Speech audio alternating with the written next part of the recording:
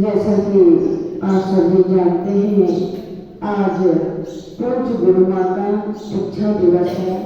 कल संडे था, इसलिए कल सभी जगह वहाँ पर भी कल ही मनाया गया था और यहाँ पर भी कल मनाया गया था। पर कल विस्तार में हम वहाँ पूज्य गुरु माँ का नहीं बना पाए, क्योंकि आचार्य श्री का वहाँ पर श्रद्धांजलि का कार्यक्रम था और समय भी काफी हो चुका था। तो चलते हैं पूज्य गुरु माँ की ओर। पूज्य गुरु माँ का अपने आप में एक अलग ही व्यक्तित्व है। पूज्य गुरु माँ करीब 7 साल से जयपुर की धरा पर विचरण कर रही है और उन्होंने अनेक मंदिरों का निर्माण उन्होंने भी किया है, अर्थात कई धर्मशाला और कई ऐसे मंदिरों का जीर्णोद्धार किया है जो बहुत ज्यादा नाजुक थे। और ऐसी पूज्य गुरुओं ने भी, कल दीदी ने आपको बताया था, करीब 9-10 समाधियां उन्होंने कराई है अपने संग में, और उनके साथ में काफी शिष्य उनके संग में है। 9 से 10 साधु माता जी के संग में है। ऐसे अनेक जीवों का उद्धार करने वाले उनमें से एक हम भी उनका कर पात्र से हमारी दीक्षा का सौभाग्य हमें प्राप्त हुआ। पूज्य गुरुमा का ज्ञान अद्वितीय है। जब आचार्य भगवंत के संग में प्रथम 15 दीक्षा हुई थी विराट सागर जी के संग में, तो उसमें पूज्य गुरुमा का स्थान 4 नंबर में, आचार्य विशुद्ध सागर जी का स्थान प्रथम नंबर में है। ऐसे ये दोनों जन में बहुत सारे शिष्यों में सबसे अच्छा वह माता जी का ज्ञान सबसे अच्छा था, और वह अनेकों गाथाएं याद कर लिया कर लेती थी। आज भी माता जी के हर विषय में, हर चीज में बहुत अच्छा ज्ञान है। आप चाहे बाबा साहब जी का देख लो, चाहे कुछ भी, हर एक चीज मुखाग्र माता जी के कंठ में याद है। और पूज्य गुरुमा के बारे में क्या कहें, उनकी चर्या से प्रभावित होकर हमने पूज्य गुरुमा को अपना गुरु बनाया था। अर्थात पूज्य गुरुमा 2.5 घंटे समय क्या करती है, खड़े होकर भी, कभी कभी पूरे 2.5 घंटे खड़े होकर करती है, और नहीं तो 1 घंटा का उनका नियम ही है कि 1 से 1.5 घंटे खड़े होकर समय प्रतिदिन करती है। और उन्हें माला का इतना शौक है कि वह जो समय के लिए अपने रूम में जाती है तो पूरे 3.5-4 घंटे, मतलब 5 बजे तक उनको कोई भी डिस्टर्ब नहीं कर सकता। तो ऐसे माला आराधना करने वाले पूज्य गुरुमा, उन्होंने अनेकों मंत्र की 1.25 लाख और उससे भी ज्यादा मंत्र की माला की है। और पूज्य गुरुमा अपने शिष्यों को डिसिप्लिन में बहुत अच्छे से रखती है, बहुत अच्छे संस्कार। काफी ग्रंथ हमारे भी पूज्य गुरुमा के सानिध्य में संपन्न हुए थे। उन्होंने हमें जीवकांड, कर्मकांड आदि न्याय आदि ग्रंथों का सबका हमें ज्ञान कराया। कई गाथाएं याद थी, चूंकि हमारी बुद्धि थोड़ी कमजोर थी, हमें याद उस टाइम बहुत कम होता था, नए थे, हमें भी आप लोग जैसे थे, मतलब गुरु माँ से प्रभावित होकर चले गए। बचपन से धर्म के संस्कार तो थे, बचपन से ही सभी लोग हमको माता जी बोलते थे। मतलब हम बचपन से ही बहुत उपवास व्रत करते थे, हफ्ते में 4 तो उपवास हमारे रहते थे। तो 23 साल की उम्र में सभी व्रत संपन्न हुए थे। पूज्य गुरुमा का चतुर्मास यूनी नगर में चल रहा था, ननिहाल है हमारा, तो वहाँ पर चल रहा था। हम मामा जी के घर गए और वहाँ पूज्य गुरुमा के पास रहे 10 दिन। 10 लक्षण में हमारा नियम था कि हम अपने गांव में 10 लक्षण जी नहीं करते थे। जहाँ माता जी महाराज जी रहते थे वहीं के 10 लक्षण करते थे, या तो छिंदवाड़ा मौसी जी के यहाँ, या तो सिवनी मामा जी के यहाँ रहा करते थे। तो इस प्रकार से पूज्य गुरुमा का से मिलन हमारा कहाँ हुआ, सिवनी नगर में हुआ। और पूज्य गुरुमा का जब चतुर्मास संपन्न हुआ तो हमने उनसे आग्रह किया कि आप हमारे नगर में आए, पर माता जी तो माता जी हैं, ऐसे ही कौन ना आती है, कि हमने बोला और आ जाए, तो वो नहीं आ रहे थे। बोले कोई कार्यक्रम रखो, कोई अनुष्ठान रखो, कोई विधान रखो तो आएंगे। अब माता जी ने बोला सिद्ध चक्र महामंडल विधान रखना है, पर चूंकि समाज बहुत छोटी थी, 15 घर की समाज है, अब थोड़ी बड़ी हो गई है, लेकिन पहले तो 15 ही घर की समाज थी। तो उस टाइम पे माता जी बोले सिद्ध चक्र महामंडल विधान करना। और चूंकि पहले का माहौल या उस तरह का माहौल ऐसा है कि मामा मौसी सबको इन्वाइट करते हैं, सारे बुआ बच्चे सभी लोग आते हैं अगर गांव में कोई कार्यक्रम हो तो इतने सारे लोगों का खाना पीना, इतना सारा अरेंजमेंट कैसे होगा 8 दिन तक। लेकिन समाज में मीटिंग रखी गई और जो हमारे नगर के मतलब वात्सल्य करके।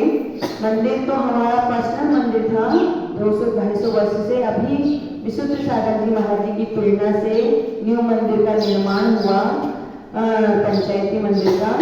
लेकिन मंदिर की दीवार एक ही है, एक ही आजू बाजू ही मंदिर बनवाया, अलग अलग जगह नहीं बनवाने दिया, क्योंकि अगर अलग अलग जगह बनती तो फिर आप लोग के गांव जैसा होता है ना, ये हमारा मंदिर, ये तुम्हारा मंदिर, तो ऐसा नहीं होने दिया।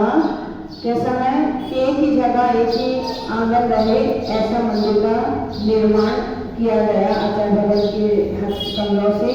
रेड पत्थर पर बहुत ही सुंदर मंदिर बनाया गया। तो माता जी को बुलाने के लिए सारे लोगों ने मना कर दिया, इतना सारा अरेंजमेंट नहीं होता। लेकिन पूज्य दादाजी और एक चाचा जी, उन्होंने बहुत रिक्वेस्ट किया सबसे, फिर भी मना हो गया। हम लोग गए माता जी के पास वापिस और बोला माता जी कोई मान नहीं रहा, आप ऐसे चलो ना। माता जी ने नहीं, कुछ रखेंगे तो जाएंगे, नहीं तो सातों बिना उसके 35-35 किलोमीटर क्यों जाए आए, ऐसा उनका वो था आग्रह। तो अब हम लोग वहां से हताश होके आ गए। फिर हमने क्या किया, झूठ मूठ कर लिख दिया। चाचा को भी नहीं बताया, जो समाज के अध्यक्ष थे उनको भी नहीं बताया। बोर्ड में हमने लिख दिया कि माता जी 21 तारीख को आ रही है, यहाँ पर सिद्ध चक्र महामंडल विधान होना है। और सुबह चाचा मंदिर जल्दी नहीं आते थे, मतलब जो समाज के चाचा जी थे अध्यक्ष जी, वो जल्दी नहीं आते थे। तो 9 साढ़े 9 करीब बजे आए। उतनी देर में तो 7:30 बजे हमारे यहाँ सारे लोग मंदिर आते हैं। अभिषेक के समय में पूरी समाज इकट्ठी हो जाती है। उतनी देर में तो सबने पढ़ लिया, क्या पढ़ लिया कि सिद्ध चक्र महामंडल विधान होना है। मैंने बोला चाचा ने ये क्या कर ली, तो मैंने बोला चुप तो रहो, क्या होता देखो।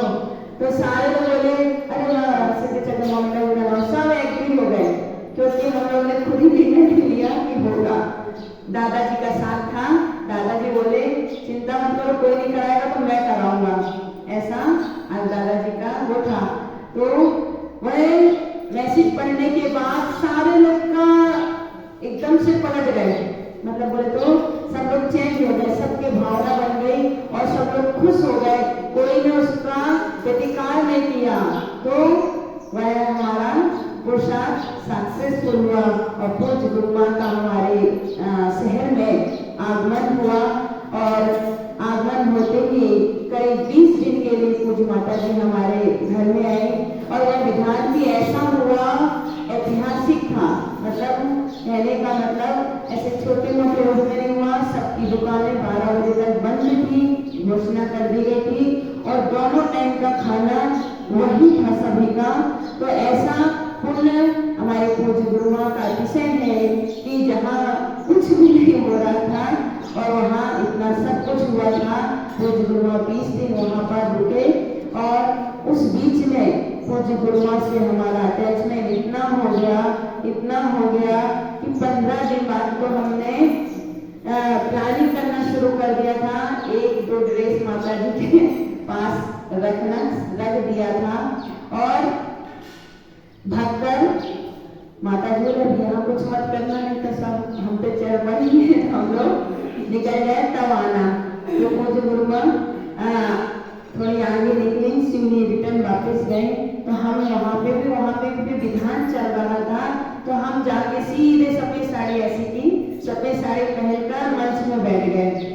तो सब लोग एकदम से आश्चर्यचकित, ऐसा कैसे, ऐसे कैसे, ऐसे कैसे। और पूज्य गुरु माँ जब हमारे नगर में आई थी, तो जब हमारे यहाँ धर्मशाला नहीं थी उस टाइम, छोटा सा मतलब थी लेकिन नई भी थी, ऐसा थी, बहुत मतलब पुरानी ओल्ड धर्मशाला थी। तो हमने उस कमरों को इतना साफ किया था कि ऐसा करने पर भी धूल नहीं आती थी। ऐसे प्रतिदिन उनकी सेवा भैया व्यक्ति में, उनके कमरे में झाड़ू पोछा आदि, और उनके चूंकि उनको प्रॉब्लम थी छोटी माता जी को, तो लीवर या कुछ का, ऐसा तो उनको बार बार जंगल जाना पड़ता था। पूज्य गुरु माँ की भी जंगल की व्यवस्था नहीं हो रही थी, क्योंकि खेत तो काफी दूर थे। तो पूज्य गुरु माँ के हमारे घर में पीछे बाड़ा था, तो वहां पर हमने टीन का सेट तुरंत अपने हाथ से बना दिया था, टूटे फूटे ऐसा सब लगा लोगों के अच्छे से 3 का सेट। और अब मिलते तो नहीं है कोई फेंकने वाला करने वाला, तो पूज्य गुरु महाराज की 21 दिन तक तीनों टाइम हमने मतलब जंगल फेंका। और पूज्य गुरु महाराज ने देखा ये लड़की तो बड़ी होशियार है, बड़ा काम करती है, बहुत ही धार्मिक है और अच्छी है, सेवा भावी है, सब है। पूज्य गुरु महाराज का काफी वात्सल्य हमको प्राप्त हुआ और पूज्य गुरु महाराज ने खूब हमारा मतलब प्रोत्साहन किया, अच्छे से हमारा ध्यान रखा। तो पता नहीं ऐसा अटैचमेंट हुआ कि हम उनके बिना रह ही नहीं पा रहे थे, कुछ भी सोच नहीं रहा था क्या करें क्या नहीं करें, कैसे भागे। प्लानिंग किया तो कॉलेज छिंदवाड़ा जाया करते थे, तो वहाँ से डायरेक्ट माता जी के पास चले गए और वहाँ जाकर सफेद साड़ी का मंच में बैठ गए। तो ऐसा हमारा पूज्य गुरु महाराज उपकारी, हमारे जीवन को सार्थक करने वाली। और हमें भावना तब हमारे घर के सामने एक बहन रहती थी, वो कभी मंदिर नहीं जाती थी, तो हमने उनको बोला कि चलो हम माता जी बनेंगे, तो हम दोनों ही वहाँ से भाग गए। आज वो भी आयका पद में सुशोभित हो रही हैं और पूज्य गुरु माँ का हम दोनों पर बहुत वात्सल्य है, प्यार है और उनका ही आशीर्वाद से आज हम इस काबिल बने हैं। और ज्ञान में भी इतनी ताकत नहीं थी, मतलब हम ज़्यादा याद नहीं होता था, पर पूज्य गुरु माँ का आशीर्वाद रहा। उन्होंने बहुत प्रोत्साहन किया हमें प्रतिकोण याद कराने के लिए, लेकिन बहुत बड़ी बड़ी सजा भी देते थे, 2-2-3-3 दिन उपवास भी हमारे हो जाते थे। हमारे साथ तो इतना कड़क व्यवहार था कि पूछो मत, आज भी है, लेकिन गुरु का आशीर्वाद हमेशा सफलता की ओर ले जाता है। जो कहते हैं ना, जिस शीशी में डांट होती, मतलब वो पहले कांच की शीशी थी ना, तो लकड़ी की वो रहती थी ना डांट, तो बोलते जिस शीशी में डांट रहती है तो वह शीशी कीमती बन जाती है, और जिसमें डांट नहीं होती है तो वह फालतू फेंक दी जाती है, मतलब जिसका ढक्कन नहीं होता तो उसको फेंक देते ना, कोई काम में नहीं आती है। तो ऐसे पूज्य गुरु माँ की डांट आज भी अच्छी लगती है, आज भी उनका वात्सल्य और प्यार अच्छा लगता है। भले ही वो डांटती है, लेकिन मेरे को पक्का विश्वास है कि मुझसे ज्यादा किसी को चाहती भी नहीं है, ये भी तय है। तो ऐसी पूज्य गुरु माँ का परम उपकार है कि आज मुझे उनका दीक्षा दिवस मनाने का सौभाग्य प्राप्त हुआ और आप सबका साथ और सहयोग मिला। इसके लिए आप लोगों का बहुत बहुत उपकार कि पूज्य गुरु माँ का जो अभी सपना है सहज कूट बनाने का, वहाँ तुलसी निवाई से 15 किलोमीटर पर सहज कूट बन रहा है। बहुत ही सुंदर, बहुत ही काल्पनिक, अच्छी, उन्होंने बहुत सुंदर डिजाइन अपने दिमाग से उन्होंने अपने क्रिएट किया है। ऐसे पूज्य गुरु माँ का सपना पूरा हो और सहज कूट में उन्होंने मुझे आज्ञा दी है कि आप भी थोड़े कुछ पुण्यार्चक बनाए। यहाँ वहाँ पर जो प्रतिमा रखी जाएंगी 1008, तो उन प्रतिमाओं के पुण्यार्चक बनने का अगर आप लोग का मन हो तो पूज्य माता जी की आज्ञा से उन्होंने एक प्रतिमा का 11,000 रुपये बताया है। तो जो लोग भी उसमें अपने नाम की एक प्रतिमा वहाँ पर विराजमान करना चाहते हो या उस क्षेत्र के निर्माण में कोई साथ या सहयोग देना चाहते हैं, डायरेक्ट आप उधर भी दे सकते हैं, इधर भी दे सकते हैं, जैसा आपका मन हो वैसा कर सकते हैं। स्वयं वहाँ जाकर भी उस क्षेत्र का अवलोकन कर सकते हैं। करीब 10 एकड़ जमीन वहाँ पर दी गई है, तो इस क्षेत्र का प्रभाव भी बहुत अच्छा है। वहाँ पर अभी मुनीश्वरनाथ भगवान है, शांतिनाथ भगवान की बहुत बड़ी प्रतिमा रखी गई है, अभी वहीं पर पूजन अर्चन चल रहा है। तो ऐसा पूज्य गुरु माँ का सपना पूरा हो, हम ऐसी मंगल भावना भाते हैं और पूज्य गुरु माँ का स्वास्थ्य हमेशा स्वस्थ रहे, वह हमेशा दीर्घ आयु को प्राप्त हो और उनके हर सपने पूरे हों और वह अपने लक्ष्य को भी प्राप्त हो। अर्थात पूज्य गुरु माँ तीनों शाखा की जो अष्टानिका होती है ना, वो तीनों शाखा के अष्टानिका में आज से नहीं, करीब जब हम ब्रह्मचारी थे तब से हम उनको देख रहे हैं कि तीनों, और उसके पहले से भी कर रहे होंगे, पर हम जब से घर में आए तब से तो हम देख ही रहे हैं कि माता जी तीनों शाखा की अष्टानिका करती हैं। और उसमें भी अन्न का त्याग रहता है, चाहे कितना भी विहार चल रहा हो, कितना भी कुछ कड़क धूप हो, कुछ भी हो, लेकिन पूज्य गुरुआ वहाँ तीनों शाखा की वो अष्टानिका करती है। और माता जी ने अनेकों उपवास किया है, मतलब अनेकों व्रत किए हैं, हर व्रत उपवास से उन्होंने संपन्न किया है। ऐसी पूज्य गुरुआ की मैं ऋणी हूँ कि उन्होंने मुझे इस योग बनाया, इस लायक बनाया कि मैं आज आप सभी के बीच में हूँ और सिद्धत्व पने को प्राप्त होने का उन्होंने मुझे रास्ता और रूट दिखाया। ऐसी पूज्य गुरुमा का मैं कहाँ तक गुणगान करूँ, वह हमेशा चिरायु हो और उनकी आयु धीरे दुगनी रात मेरी आयु धीरे लग जाए, ऐसी भावना में भाती हूँ। उनके लिए क्या कहूँ, वह उन्होंने अपने मतलब अभी जहाँ जयपुर पर है अनेकों विधान, अनेकों पंचकल्याण भी कई जगह कराया है। पूज्य गुरुआ का वर्चस्व वहाँ उस एरिया में बहुत अच्छा है और बहुत लोग उन्हें मानते भी हैं। निवाई तो पूरा उनका ऐसा लगता है कर हो गया है। निवाई वाले प्रतिदिन चौका लगाते हैं क्षेत्र में आकर और प्रतिदिन उनकी भैयावृत्ति और उनकी भक्ति में, आराधना में लगे रहते। ऐसे पुण्यशाली जीवों के लिए भी बहुत बहुत आशीर्वाद, जो गुरुओं का ध्यान रखते हैं, गुरुओं की आराधना करते हैं और गुरुओं की भक्ति करते हैं।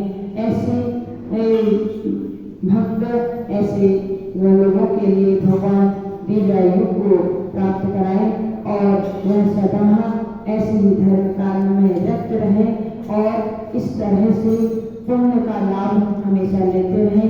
पूज्य गुरुमा का जो सहस्त्रकोट विद्यापीठ बन रहा है, वह तीर्थ जल्द से जल्द संपन्न हो और उसमें भी हमें भाग लेने का सौभाग्य मिले।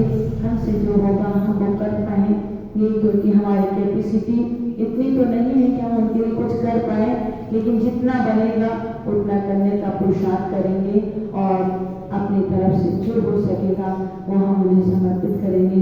ऐसी मंगल भावना के साथ जय बोले आदि प्रभु ईश्वर आदिनाथ भगवान की जय।